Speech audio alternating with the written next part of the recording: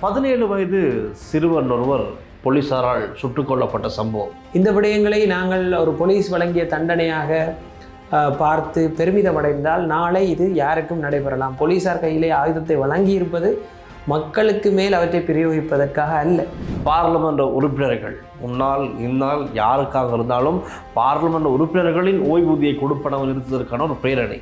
மிகவும் நேர்மையாக 20 வருடம் பாராளுமன்றத்தில் மக்களுக்காக சேவை செய்த ஒருவர் தன்னுடைய இறுதி காலத்திலே தனக்கு தேவைப்படும் பொழுது 4 பேரிடம் பணம் கேட்கின்ற நிலைமைக்காக செல்லக்கூடாது. மீண்டும் தலை தூக்கி இருக்கின்றது இந்த பாதாள உலக நடவடிக்கைகள். சிந்துப்பேட்டையில் ஒரு துப்பாக்கி சூடு, காலத்தில் துப்பாக்கி சூடு, இப்போ மீண்டும் ஆங்காங்கே இந்த துப்பாக்கிகள் வெடிக்க ஆரம்பித்திருக்கின்றது. வெட்ட வெளிச்சத்திலே சென்று பட்டப்பகலிலே நேரடியாக தடுத்து அவர்களை கொலை செய்யக்கூடிய அளவிற்கு இங்கே நபர்கள் இருக்கின்றார்கள், அவர் கையில் ஆயுதம் இருக்கின்றது என்பது மிகவும் மோசமான விலை. இப்படி ஒரு இடத்திலே இது மிகப்பெரிய ஒரு விளைவை ஏற்படும். இப்படி பேசுகிற நம்ம பக்கம் திரும்பலாம். என்ன நாளைக்கு எங்கட தலைகள்லையும்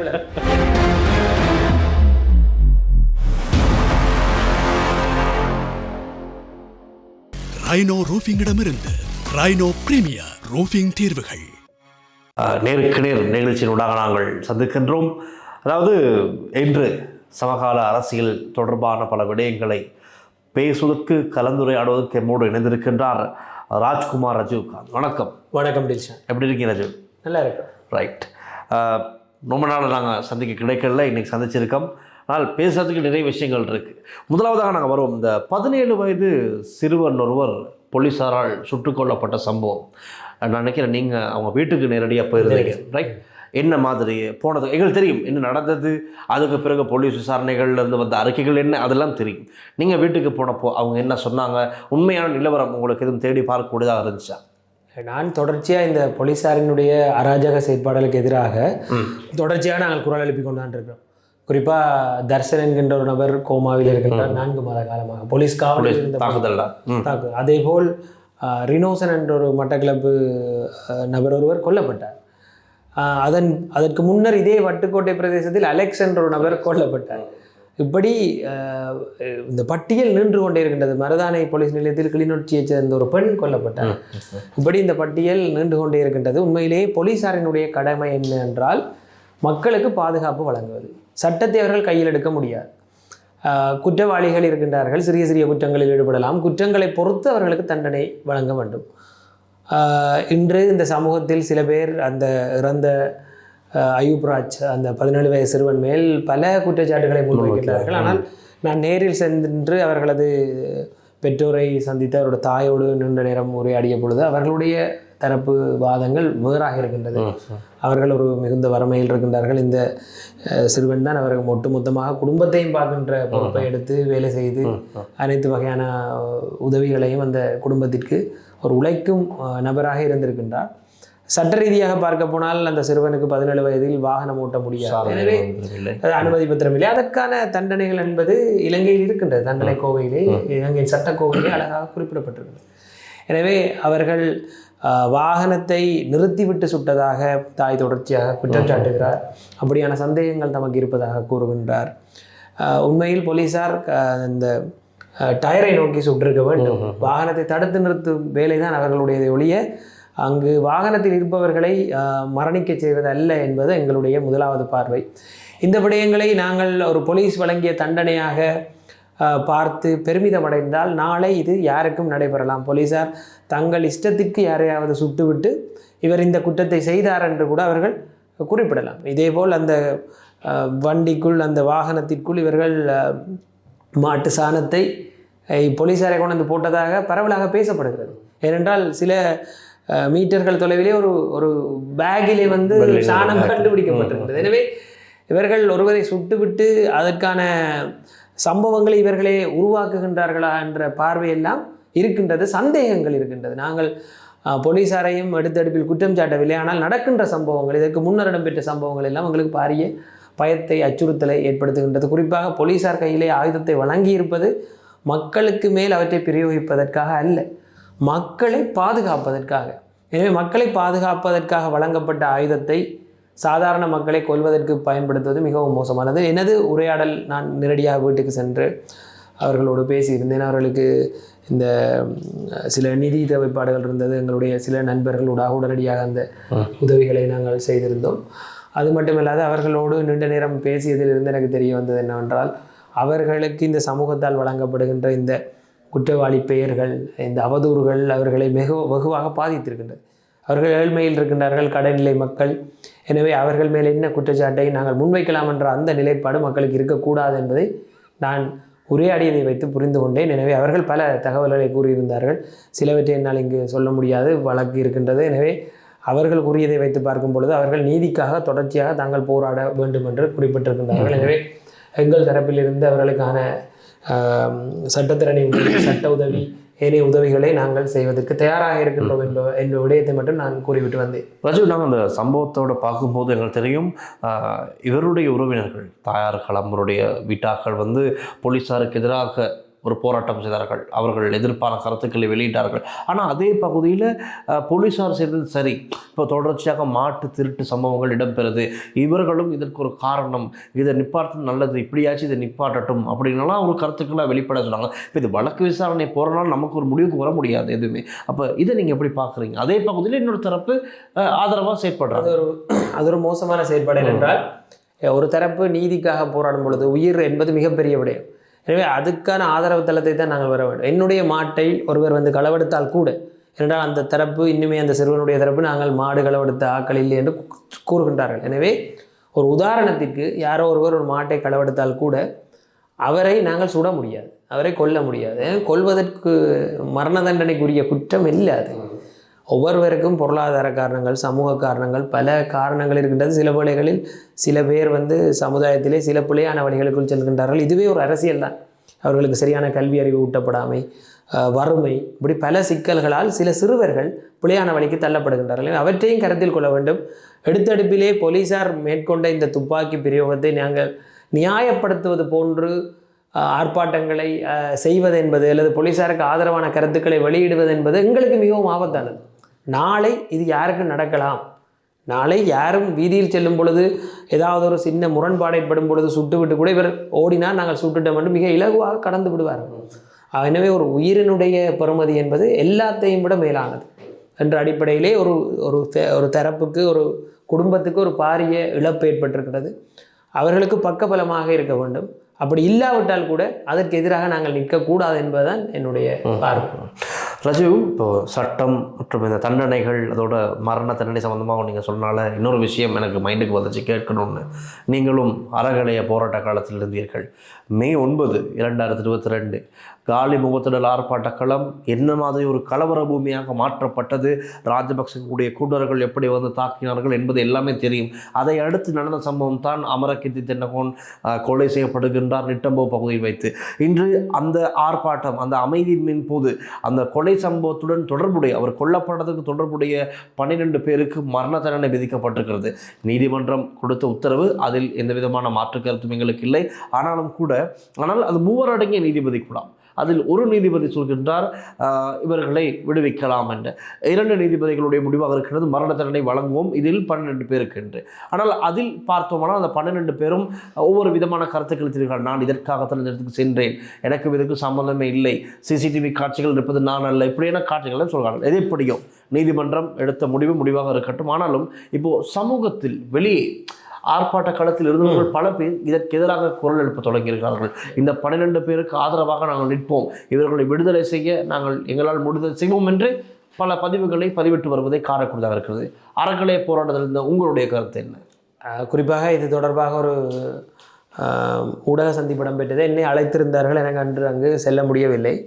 இது எப்படி என்றால், அன்று நாட்டினுடைய பொருளாதாரத்தை மோசமாக பாதிக்க வைத்து மக்களை பட்டினியில் போட்டு மக்களை வீதியாக நிற்க வைத்த ஒரு அரசை எதிர்த்து தானாகவே மக்கள் ஒரு போராட்டத்தை ஆரம்பித்தார்கள்.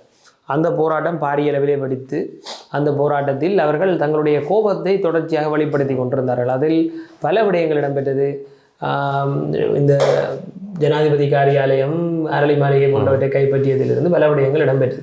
அதற்கு முன்னர் மே 9ஆம் தேதி உங்களுக்கு தெரியும், ராஜபக்ச தரப்பு அலரி மாளிகையிலே ஒரு கூட்டத்தை போட்டு தங்களுடைய காடையர்களை தயார்படுத்தி அவர்களை அனுப்பி, அதற்கு போலீஸ் ஒத்துழைப்பு வரை இருந்தது, அவர்களை அனுப்பி அங்கு பலரை தாக்கியிருந்தார்கள். படு மோசமாக அவர்களை தாக்கியிருந்தார்கள், கூடாரங்களை எரித்திருந்தார்கள். அமைதியாக அன்று வரை இருந்த ஆர்ப்பாட்டத்தில் முதல் முறையாக இந்த வன்முறை தூண்டிவிட்டது ராஜபக்ச தரப்பு என்பதை நாங்கள் ஏற்றுக்கொள்ள வேண்டும். எனவே அன்று அந்த வன்முறை தூண்டப்பட்டதால் அங்கு ஜேவிபியினுடைய இன்றைய என்பிபி ஜனாதிபதி அனுரகுமார் அவர்கள் நேரடியாக வந்து அவர் ஆக்ரோஷமாக இருந்தார். எல்லாரும் திரும்ப அடிக்கோணும் மண்டலம் இருந்தார். அதன் பிறகு இளைஞர்கள் ஒன்று கூடி எல்லாரையும் அடித்து இந்த ஆற்றுக்குள் போட்டது என்ன எல்லாம் செய்து கொண்டிருந்தார்கள். அடித்தார்கள், வன்முறையை எடுத்தார்கள். இதற்கு ஒரு வரலாற்று பார்வை ஒன்று இருக்கின்றது. என்னவென்றால் விடுதலை புலிகள் அல்லது தமிழ் தரப்பிலே ஆயுதம் ஏந்திய தரப்புகள் எப்படி ஆரம்பித்தது என்றால் இப்படித்தான்.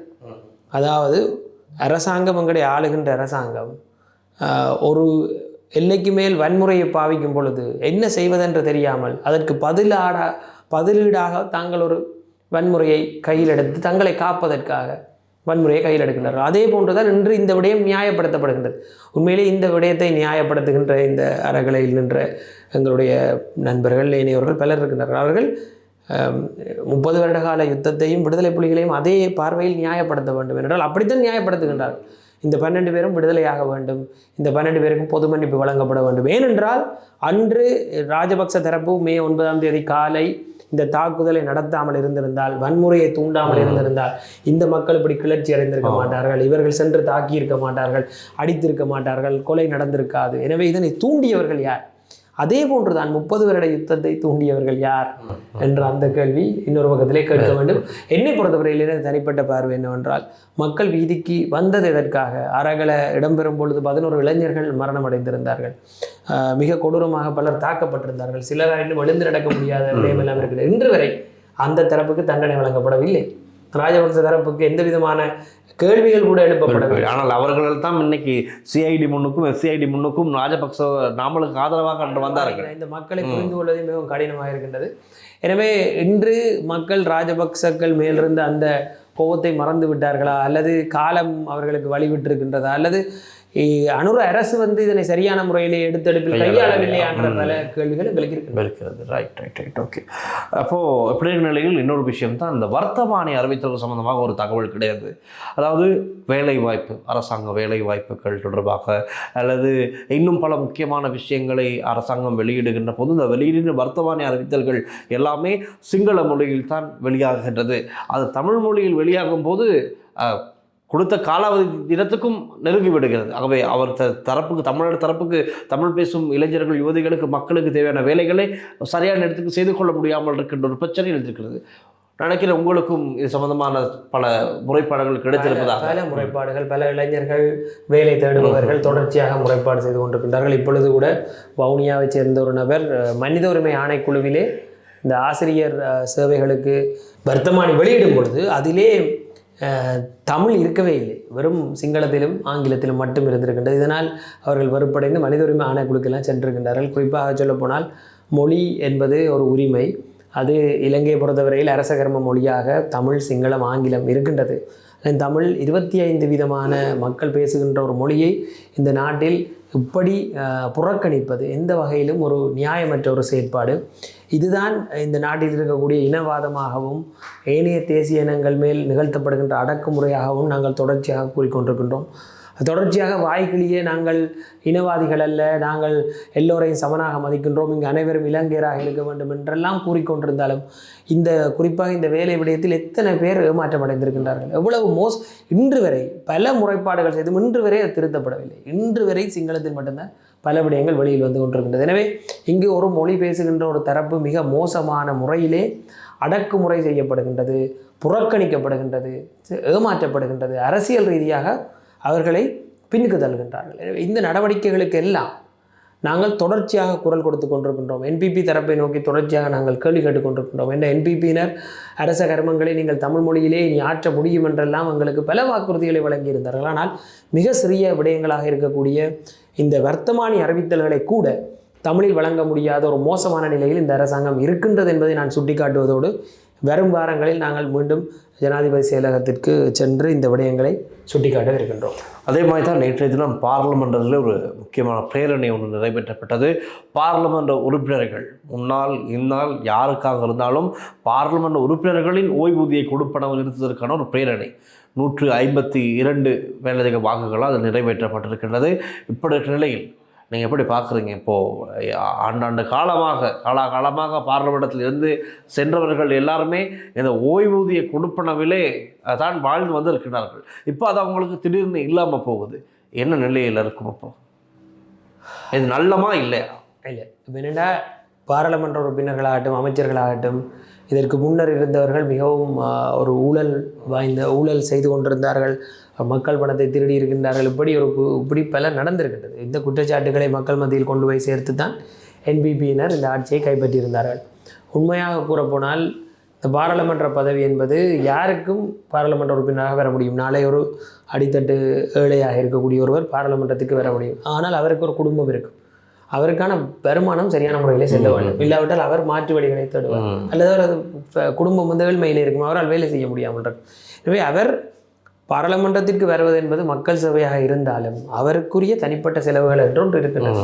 அவர் சென்று வேலை செய்து வருவதற்கெல்லாம் அவருக்கு ஒரு பணம் தேவைப்படும். நிச்சயமாக அரசியலுக்கு இன்று பணம் செலவழிப்பதற்கு நான் ஒரு இடத்துக்கு போகின்றேன் வருகின்றேன் என்றால் என்னுடைய உழைப்பில் தான் நான் செலவழிக்கின்றேன். எனவே உழைப்பு அவர்களுக்கு இல்லாத சமயத்திலே பாராளுமன்றத்தில் ஒரு உழைப்பு இருக்கின்றது. இந்த பாராளுமன்றம் முடிந்த பிற்பாடு அவர்களுக்கு ஓய்வூதியம் என்பது வெறுமனே 5 ஆண்டுகள் பாராளுமன்ற உறுப்பினராக இருந்த ஒருவருக்கு வாழ்க்கை முழுவதும் ஓய்வூதியம் வழங்குவது என்பதை என்னால் ஏற்றுக்கொள்ள முடியாது. அது 5 ஆண்டு 4 ஆண்டுகள் இருந்த ஒருவர் பெற முடியாது. ஆனால் சில வேளைகளில் ஒரு 20 ஆண்டுகள் தொடர்ச்சியாக பாராளுமன்றத்தில் சேவையாற்றி இருந்தால் அவருக்கான ஓய்வூதியத்தை பற்றி சிந்திக்கலாம். ஏனென்றால் அரச ஊழியர்களுக்கு அனைவருக்கும் ஓய்வூதியம் இருக்கிறது, அப்படின்னா எல்லாருக்கும் நிப்பாட்டும். இதுவும் ஒரு அரச சார்ந்த ஒரு வேலை தான். ஆனால் இது மக்களோடு நேரடியாக சம்பந்தப்பட்ட மக்களுடைய உரிமைகள், மக்களை வழிநடத்துதல் போன்றவற்றில் நேரடியாக சம்பந்தப்பட்டது. அரசியல்வாதிகள் உழைப்பற்றவர்களாக இருக்க மாட்டார்கள். எனவே அவர்களுக்கு ஒரு உழைப்பை வழங்குவதனூடாகத்தான் இன்னும் அதனை சரிப்படுத்த முடியும். இல்லாவிட்டால் அவர்கள் மாற்று வழிகளை தேடக்கூடிய வாய்ப்புகள் அதிகமாகவே இருக்கும். என்னை பொறுத்தவரை 5 ஆண்டுகளுக்கு இருப்பவர்களுக்கு ஓய்வூதியம் என்ற விடயத்தில் உடன்பாடு இல்லை. ஆனால் சில வேளைகளில் ஒரு 10, 20 ஆண்டுகள் வரை 4 தடவைகள் பாராளுமன்றத்தில் ஒருவர் இருந்திருந்தால் அவர் தனக்கான வேறு எந்த பணியையும் செய்திருக்க மாட்டார் வாழ்க்கையில். எனவே அவருடைய ஓய்வு காலத்தில் அவர் தன்னுடைய வாழ்க்கையை நடத்துவதற்காக ஒரு ஓய்வூதியத்தை ஒரு அளவுக்கு அவரது வாழ்க்கை நடத்துவதற்கான ஒரு ஓய்வூதியத்தை வழங்குவது அவரது பணியை பாராட்டிய ஒரு விடயமாக இருக்கும். மற்றபடி ஊழலில் சிக்கப்பட்டவர்கள், ஊழல் செய்தவர்கள், ஏமாற்றியவர்கள், வழக்குகள் இருப்பவர்களுக்கு நாங்கள் ஓய்வூதியம் வழங்காமல் இருக்கலாம் என்ற ஒரு முடிவை எடுக்கலாம். இன்னும் சற்று இதில் சில மாற்றங்களை செய்யக்கூடியதாக இருந்தால் நல்லது, பரிசீலனை செய்திருந்தால் நல்லது. ஊழல் செய்தவர்கள், கடந்த ஆட்சிகளில் ஊழல் செய்தவர்கள், அந்த வழக்குகள் இருப்பவர்கள், அதிகப்படியான சொத்துக்களை சேர்த்தவர்களுக்கு நாங்கள் இந்த ஓய்வூதியத்தை வழங்க தேவையில்லை. அதோடு அவர்களுடைய வேறு வருமானங்களையும் பார்க்க வேண்டும். அவர்களுடைய குடும்ப உறுப்பினருடைய வருமானம், அதே போல் அவர்களுக்கு இருக்கின்ற சொத்துக்கள், அவர்களுக்கு இருக்கின்ற முதலீடுகள், இவற்றை வைத்து பார்த்து அவர்களுக்கு தேவையா இல்லையா? உண்மையிலேயே சில பேர் நேர்மையாக வாழ்ந்து அப்படியே செல்வார்கள். அவருடைய ஓய்வு கால பகுதியில் ஒரு வருமானத்துக்காக இந்த உதவியை நல்குவதில் தவறில்லை. ஆனால் இதனை சரிப்படுத்தலாம் என்று நான் நினைக்கின்றேன். ஆனால் இந்த என்பிபி அரசாங்கத்தில் இருக்கின்ற பார்லிமெண்ட் உறுப்பினர்களுக்கும் இந்த கொடுப்பனமும் இல்லாமல் ஆகின்றது. நிச்சயமாக இல்லாமல் தான் போகும். ஆனால் அவர்களுக்கும் இப்போ ஒரு கட்சி நடத்தி கொண்டிருந்தார்கள். கட்சியிலே இருக்கின்ற பலருக்கு கட்சி சம்பளம் கொடுத்து கொண்டு தான் இருந்தது உலகம். அது மாதிரி ஏதோ ஒன்று தேவை. நீங்கள் அரசியல் செய்வதற்கு நீங்கள் கட்சிக்கு சம்பளத்தை கொடுத்து பிறகு கட்சியிலிருந்து திரும்ப ஒரு சம்பளம் வாங்குறீங்க. அது நீங்கள் கொடுக்குறத விட கூடவாக இருக்கலாம், கொடுக்குறத விட குறைவாக இருக்கலாம் என்ற உங்களோட வாழ்க்கை கொண்டு தேவை. எனவே இதனை எப்படி கையாள வேணும் என்றால் அவர்களுடைய தேவை அடிப்படை. எல்லோருக்கும் நீக்கிறண்டது இல்லை. சில பேர் உண்மையிலேயே சரியான நேர்மையாக இருந்த ஒரு ஆள் வாழ்க்கையில் கஷ்டப்படக்கூடாது. மிகவும் நேர்மையாக 20 வருடம் பாராளுமன்றத்தில் மக்களுக்காக சேவை செய்த ஒருவர் தன்னுடைய இறுதி காலத்திலே தனக்கு தேவைப்படும் பொழுது 4 பேரிடம் பணம் கேட்கின்ற நிலைமைக்கு அவர் செல்லக்கூடாது. அந்த அடிப்படையில் இதனை மாற்ற வேண்டும் என்றார். உண்மைதான். ரஜீவ், இப்போது இலங்கையில் மீண்டும் தலை தூக்கி இருக்கின்றது இந்த பாதாள உலக நடவடிக்கைகள். ஒரு சட்டத்தரணி அங்குரைக்கூட பகுதியில் கொல்லப்படுகிற சட்டத்தரணி அவருடைய மனைவியும், அதே போல் ஜிந்துப்பேட்டையில் ஒரு துப்பாக்கிச்சூடு, காலத்துறையில் துப்பாக்கிச்சூடு, இப்போது மீண்டும் ஆங்காங்கே இந்த துப்பாக்கிகள் வெடிக்க ஆரம்பித்திருக்கின்றது. எப்படி பார்க்குறீங்க? தேசிய பாதுகாப்புக்கு அச்சுறுத்தலா இல்லையா அப்படிங்கிற விவாதம் தான் டொப்பில் போய்கிட்டு இருக்கு. நீங்கள் எப்படி பார்க்குறீங்க? தேசிய பாதுகாப்புக்கு அச்சுறுத்தல் என்கின்றது ஒரு மிகப்பெரிய ஒரு பாரிய விடயம்.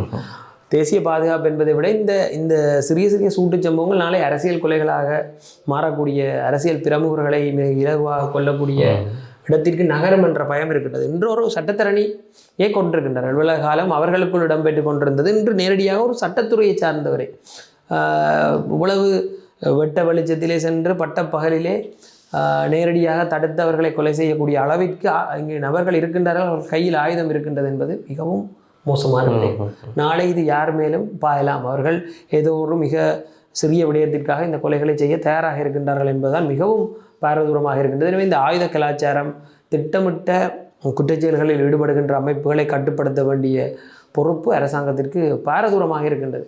இப்படி விட்டு கொண்டு செல்வதால் அது எப்படி ஒரு இடத்துல இது மிகப்பெரிய ஒரு விளைவை ஏற்படும். இப்படி பேசுகிற நம்ம பக்கம் திரும்பலாம், என்ன நாளைக்கு எங்கட தலைகளே அது சரி. இன்னும் ஒரு விஷயம்தான் இந்த தமிழரசு கட்சி.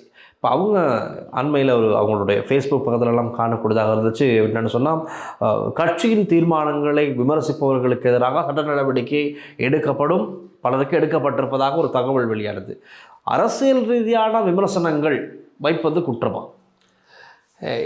உண்மையில் பார்க்க போனால் இந்த சமூக ஊடகங்களில் அரசியல் ரீதியாக விமர்சிப்பவர்களை விட தனிப்பட்ட வாழ்க்கையை விமர்சிப்பவர்கள், தனிப்பட்ட விமர்சனங்களில் ஈடுபடுபவர்கள், பொய்யான கட்டுக்கதைகளை கட்டி விமர்சிப்பவர்கள், பொய்யான பிம்பத்தை மக்கள் மத்தியிலே கொண்டு சேர்ப்பவர்கள் தான் அதிகரித்து விட்டார்கள். இதில் தமிழரசு கட்சி மட்டுமல்ல, இன்னும் பல கட்சிகள், பல நபர்கள். ஒரு 2-3 நாட்களுக்கு முன்னர் அருண் சித்தார்த் எனக்கு ஒரு இது போட்டிருந்தேன், நான் அவரோட பேசிய விடயத்தை. அதில் நான் பேசியது என்ன ஒரு விடயம், ஆனால் அவரோட தனிப்பட்ட உரையாடலையே அவர் போட முடியாது, அதுவே சட்ட ரீதியான குற்றம். அதில் அவர் குறிப்பிட்டு போட்ட விடயம் மிகவும் லாவகமாக, நான் குறிப்பிட்ட வேறொரு விடயத்தை, சாதிய பிரச்சனைக்காக ஏன் நான் போராடுவதில்லை என்றால், எனக்கென்ற ஒரு நாடு அமைந்திருந்தால் அந்த தமிழீழத்தில் நான் அந்த போராட்டத்தில் தான் ஈடுபட்டிருப்பேன் என்று குறிப்பிட்ட ஒரு தனிப்பட்ட உரையாடலை, அந்த தமிழீழம் ஒன்று அமைந்திருந்தால் அதற்கு எதிராக போராடியிருப்பேன் என்பது போல கொண்டு போட்டிருந்தார். அப்புறம் அதை நம்பி பலர் எனக்கு பேசி கொண்டிருந்தார்கள். பேசுவென்றால் சும்மா பேசுறதில்ல, அம்மா அப்பா இழுக்கிறது, பலரை இழுக்கிறது, பொய்யான பிம்பங்களை மக்கள் மத்தியில் ஏற்படுத்துறது, இவங்க அங்கே காசு வாங்கி வேலை செய்கிறாங்க, புலம்பெயர் மக்கள்கிட்ட காசு வாங்கி வேலை செய்கிறாங்கன்னு சொல்கிறது, இதெல்லாம் போய். அது சம்மந்தமாக எதுவும் நீங்கள் கம்ப்ளைண்ட் பண்ணீங்களப்பா? அப்படி கம்ப்ளைண்ட் பண்ணணும், எழுதி வச்சுட்டு இருக்கு, நீங்கள் பண்ணல, நேரம் இல்லை, யாழ்ப்பாணத்துக்கு போக வேண்டியிருந்தது, நேரம் இல்லை, பண்ண வேணும். ஆனால் என்னென்றால் விமர்சனங்கள் அனைத்தையும் நாங்கள் நிறுத்த முடியாது. அரசியலுக்கு விமர்சனம் மிகவும் அத்தியாவசியமானது, காத்திரமாக இருக்க வேண்டும், மிகவும் காத்திரமாக இருக்க வேண்டும். என்பிபியினுடைய உறுப்பினர்களே, இந்த இடதுசாரிய பண்பை கொண்டவர்களே, மிகவும் மோசமான வார்த்தை பிரயோகங்கள். அதாவது நல்லூர் நினைக்கிறேன், நல்லூர் பிரதேச சபையில் இருக்கக்கூடிய சிவகுமார் என்ற ஒரு நபர் தொடர்ச்சியாக மிக மோசமான முறையிலே பொய்யான விமர்சனங்களை, நாயை குளிப்பாட்டி நடுவீட்டில் வைத்தால் என்பதெல்லாம் அந்த பழமொழியை வேறு விதமான அர்த்தம் கொண்ட பழமொழி. அது அதில் குணத்தை காட்டும் அப்படியெல்லாம் அடித்து கொண்டிருக்கிறார். அப்போ நாங்கள் எவ்வளோ சகிக்கிறது, எவ்வளோ பொய்களை தாங்கிறதுன்றது இருக்குது. இப்போ அந்த வகையில் நான் சொல்கிறேன், சில விடயங்களுக்கு நடவடிக்கை எடுக்க வேண்டும், சிலதை நாங்கள் ஏற்றுக்கொள்ள வேண்டும், சிலதை நாங்கள் சகித்து கொள்ளத்தான் வேண்டும். தாக்குதல்களாக அவதூறுகளாக இருக்கும் பட்சத்திலே நாங்கள் அதனை சட்ட ரீதியாக எதிர்கொள்வதில் தவறில்லை. அரசியல் ரீதியாக நியாயமாக நேர்மையாக ஒரு விமர்சனம் பெறும் பொழுது அதனை நாங்கள் எதிர்கொள்ள வேண்டும். இதுதான் அந்த பண்பு இருக்க வேண்டும். அப்படித்தான் இவர்கள் அந்த சட்ட நடவடிக்கை என்றாலும் அல்லது அதை நிறுத்துவதற்கான வேலை என்றாலும் அந்த அடிப்படையில் செய்தால் சிறப்பு. ஓகே ரஜீவ், இன்று இணைஞ்சு பல பேச பொருளான விஷயங்கள், தெளிவு தேவையான விஷயங்களுக்கு நீங்கள் விளக்கம் கொடுத்துருந்தீங்க. ஸோ நன்றி நிஷான். தொடர்ச்சியாக நாங்கள் சந்திப்போம். நிச்சயமாக நன்றி. இவ்வளவு நேரம் இணைந்து இந்த நிகழ்ச்சியை பார்த்தமைக்கு தொடர்ந்தும் லாங்காஸ்டியோடு இணைந்திருங்கள். இது போன்ற இன்னும் சுவாரஸ்யமான பல விஷயங்களை சுமந்து கொண்டு உங்களுக்கு வழங்க நாம் தயாராக இருக்கின்றோம். ஒளிப்பதிவாளர் விஜயகுமாருடன் நான் டில்ஷான் வின்சன் மற்றும் ஒரு நேருக்கு நேர் நிகழ்ச்சி சந்திக்கலாம். நன்றி, வணக்கம்.